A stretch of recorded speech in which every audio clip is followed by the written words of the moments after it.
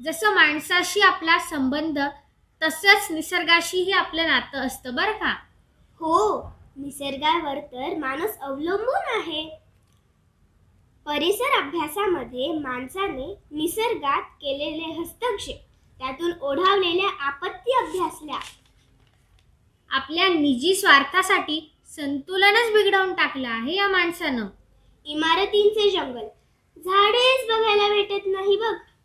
सूर पारंब्या, झाडावर चढून हाका मारणे, वेगवेगळे आवाज काढणे, किती मज्जा नाही. म्हणूनच तर गावात मला खूप आवडते. एक गंमत सांगू. आजी म्हणते झाडे संगीत ऐकतात. सुरेल संगीतानं त्यांची वाढ चांगली होते. खरंच?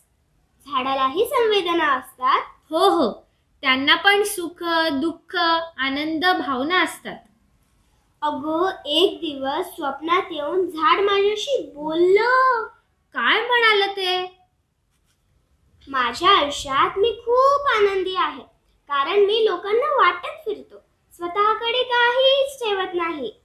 खरंच देण्यात खूप आनंद आहे. पण ते पुढे म्हणाले की पृथ्वीवरील झाडे तोडली जात आहे, त्यामुळे ओझोन थर सध्या कमी होत आहे.